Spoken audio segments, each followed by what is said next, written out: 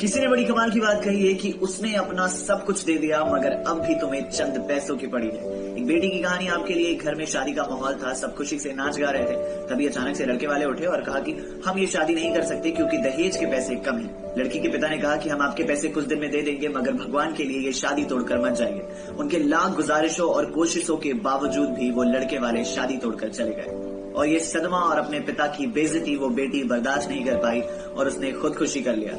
अगले दिन जिस घर से बेटी की डोली निकलने वाली थी उसी घर से पिता के कंधे पर उसी की बेटी की अर्थी निकली और जब दहेज से चली बेटी को पिता ने आग देनी चाहिए तो लाश बोल पड़ी, बाबा फिर मत जलाओ, जलने में बड़ा कष्ट होता है।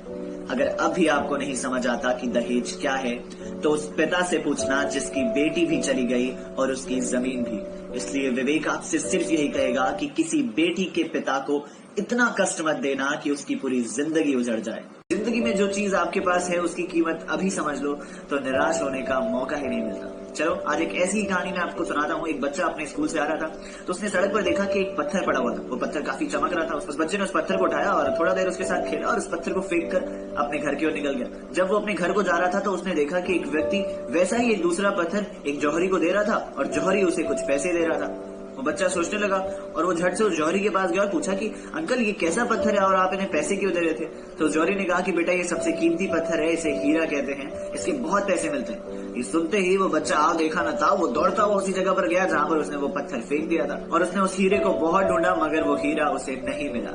ये छोटी सी कहानी हमें ये बताती है कि हमारे पास जो भी चीजें हैं वो किसी हीरे से कम नहीं है, लेकिन उसकी कीमत सही वक्त आने पर ही पता चलती है, लेकिन तब तक हम उसे गवा चुके होते हैं। इसलिए विवेक भी आपसे सिर्फ यही कहेगा कि आपको जो मिलता है जिंदगी में उसकी कद्र करना सीखो और फिर देखो जिंदगी कितनी मजेदार लगने लग जाती है। छोटी सी कहानी आपके लिए। एक महिला एक मंदिर में कई सालों से जाया करती थी। एक दिन अचानक उसने पंडित जी से कहा कि पंडित जी कल से मैं इस मंदिर में नहीं आऊंगी क्योंकि अब ये मंदिर कम गपशप का अड्डा ज्यादा बन गया है। लोग यहाँ पर बिजनेस की बातें करते हैं, फोन पर गाना सुनते हैं। पंडित जी आश्चर्य हुए। थोड़ी देर शांत रहने के बाद पंडित जी ने कहा कि ठीक है तुम चले जाना, लेकिन जाने से पहले मेरा एक काम करके जाओ।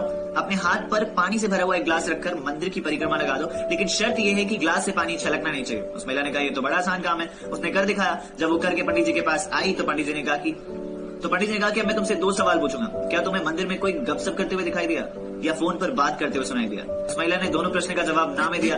तो पंडित जी ने कहा कि वो इसलिए क्योंकि तुम्हारा ध्यान सिर्फ और सिर्फ इस ग्लास पे था कि कहीं इस ग्लास से पानी छलक ना जाए। हमारी जिंदगी में बिल्कुल यही होता है कि जब किसी चीज में हमारा मन नहीं लगता तो कारण सिर्फ ये होता है कि हम उस चीज पर फोकस ही नहीं कर रहे होते हैं, बल्कि हम उन नेगेटिव चीजों को देखने लगते हैं और हम निराश हो जाते हैं। इसलिए याद रखना, विवेक आपसे हमेशा ये कहता है कि जिंदगी में कुछ ऐसा कर जाओ कि जमीन पर बैठने पर लोग उसे बड़प्पन कहें, औकात नहीं। छोटी सी कहानी आपके लिए। एक बार एक जंगल में एक चीते और एक गधे में बहस हो गई। चीता कहता कि आसमान नीला है तो वही गधा कहता कि आसमान काला है और ऐसे ही बहस लगातार चलती रही। चीते ने लाख बार कोशिश की गधे को समझाने की कि आसमान नीला है, लेकिन गधा अपने बात पर अड़ा रहता। फिर उन दोनों ने फैसला किया कि चलो हम जंगल के राजा शेर से पूछते हैं। वो दोनों शेर के पास जाते हैं, शेर को सारी बात बताते हैं और इस बात को सुनकर शेर गधे के बजाय चीते को सजा सुना देता है। इस पर चीता हैरान हो जाता है और कहता है कि मैं तो सही हूँ लेकिन मुझे सजा क्यों दिया जा रहा है? तो इस पर शेर कहता है कि सजा इसलिए तुम्हें मिल रहा है क्योंकि तुमने एक गधे से बहस किया।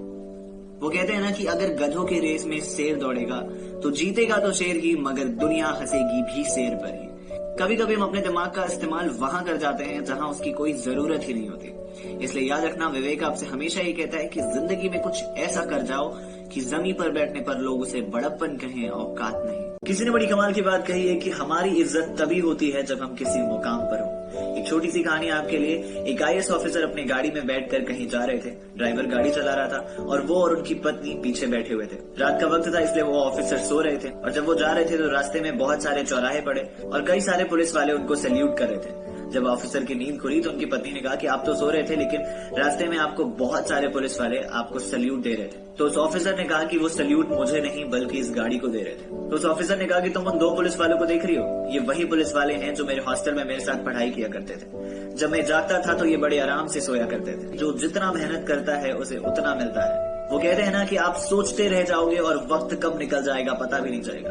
ये जिंदगी बहुत छोटी है, अगर कुछ करना है तो अभी से कर जाओ और फिर देखो सब कुछ इतनी आसानी से मिलने लगेगा कि आप सोच भी नहीं सकते। और फिर याद रखना, विवेक आपसे हमेशा ये कहता है कि जिंदगी में कुछ ऐसा कर जाओ कि जमीन पर बैठने पर लोग उसे बड़प्पन कहें, औकात नहीं। एक छोटी सी कहानी आपके लिए। एक तबला वादक हर रोज जंगल में जाकर तबला बजाया करता और ठीक उसी समय कहीं से एक बछड़ा आकर वहां बैठ जाता। एक दिन संगीतकार ने बछड़े से पूछा कि तुझे मेरी राग अच्छी लगती है या गायन, जो तू यहाँ आके हर रोज बैठ जाता है। तो उस बछड़े ने कहा, मैं ये नहीं जानता कि आपकी राग और गायन क्या है, मैं तो बस इतना जानता हूँ कि आपके इस तबले पर ये जो चमड़ा लगा है वो मेरी माँ का है, और जब भी इस पर थाप पड़ती है तो मुझे ऐसा लगता है मेरी माँ मुझे पुकार रही है। ये छोटी सी कहानी हमें ये बताती है कि इंसान के अलावा जानवरों की भी माँ होती है। इसलिए विवेक आपसे सिर्फ यही कहेगा कि इस मदर्स डे खुद से ये वादा करना कि किसी बेजुबान को उसकी माँ से अलग मत करना। Happy mother's day to everyone. किसी ने बड़ी कमाल की बात कही है कि अगर इंसान बदल जाए तो दुनिया खुद ब खुद बदल जाती है। एक छोटी सी कहानी आपके लिए। एक बच्चा अपने पिता को हमेशा परेशान किया करता था और हमेशा की तरह वो बच्चा एक दिन अपने पिता को परेशान कर रहा था और वो पिता थोड़े से काम में अपने व्यस्त थे। उन्होंने उस बच्चे को एक दुनिया का नक्शा दिया और कहा कि ये लो इसे जोड़ कर ले आओ, और उन्होंने सोचा कि ये कम से कम 2 से 3 घंटा तो लगाएगा और मैं अपना काम पूरा कर लूंगा।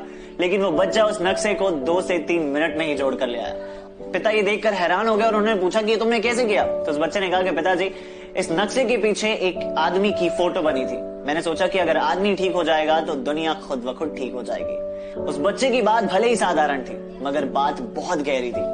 वो कहते हैं ना कि अगर दुनिया को बदलना है तो हम सबको बदलना पड़ेगा, और हम सब में वो पहले व्यक्ति आप खुद हैं। इसलिए याद रखना, विवेक आपसे हमेशा ये कहता है कि जिंदगी में कुछ ऐसा कर जाओ कि जमीन पर बैठने पर लोग उसे बड़प्पन कहें, औकात नहीं।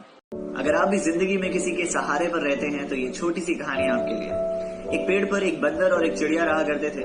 बंदर जब भी उस पेड़ पर बैठता तो किसी मजबूत और टिकाऊ शाखा पर बैठता, लेकिन चिड़िया जब भी उड़कर आती तो वो किसी भी पतले से डाल पर बैठ जाती। तो एक दिन उस बंदर ने उस चिड़िया से कहा कि क्या तुम्हें डर नहीं लगता, किसी दिन तेज हवा चली, ये पतली सी डाल टूट गई तो उस चिड़िया ने बड़ा ही शानदार जवाब दिया। उसने कहा कि नहीं, इस पेड़ की शाखा टूटने से मुझे बिल्कुल डर नहीं लगता, क्योंकि मुझे इस शाखा पर भरोसा नहीं बल्कि अपने पंखों पर है। ये छोटी सी कहानी हमें ये सिखाती है कि जिंदगी में हमें दूसरों से ज्यादा खुद पर भरोसा करना चाहिए। वो कहते हैं ना कि सहारे कितने भी मजबूत क्यों ना हो, एक दिन साथ छोड़ ही जाते हैं। इसलिए खुद पर भरोसा करो और याद रखो, विवेक आपसे हमेशा ये कहता है कि जिंदगी में कुछ ऐसा कर जाओ कि जमीन पर बैठने पर लोग उसे बड़प्पन कहें, औकात नहीं। एक छोटी सी कहानी आपके लिए। एक व्यक्ति अपने लाइफ में कभी खुश नहीं रहता था। वो एक दिन अपनी समस्याओं को लेकर एक बाबा जी के पास गया। बाबा जी से कहा कि बाबा जी, मेरे लाइफ में हमेशा प्रॉब्लम्स लगी रहती हैं, कोई ना कोई टेंशन मेरे साथ हमेशा रहता है, कोई ऐसा तरीका बताइए जिससे ये सब खत्म हो जाए। बाबा जी मुस्कुराए और कहा कि बेटा, अभी बहुत रात हो चुकी है, तुम कल सुबह आना, लेकिन क्या तुम मेरा एक काम कर दोगे? तो उस व्यक्ति ने पूछा, बताइए बाबा जी। तो बाबा जी ने कहा कि कल सुबह तक तुम यहीं रुक जाओ, मेरे पास 100 ऊँट हैं, ये सारे ऊँट बैठ जाएं, तब तुम सो जाना और फिर कल मैं तुम्हारे प्रश्न का जवाब दूंगा। वो व्यक्ति पूरी रात जागता रहा, सारे ऊँट बैठे ही नहीं। अगली सुबह बाबा जी आए और कहा कि ठीक से सोए ना रात भर? तो उस व्यक्ति ने कहा कि बाबा जी, मैं क्या सोता, ये ऊँट तो बैठे ही नहीं। तो बाबा जी फिर मुस्कुराए और कहा कि मुझे पता था, जिस तरह ये पूरे ऊँट एक साथ नहीं बैठे, उसी तरह हमारे लाइफ की प्रॉब्लम्स कभी खत्म नहीं होती। जीवन में मुसीबतों के साथ अगर हमने जीना सीख लिया तो जीना इसी का नाम है। इसलिए याद रखना, विवेक आपसे हमेशा ये कहता है कि मुसीबतों में निराश कभी मत होना और कर दिखाना कुछ ऐसा कि जमीन पर बैठने पर लोग उसे बड़प्पन कहें, औकात नहीं।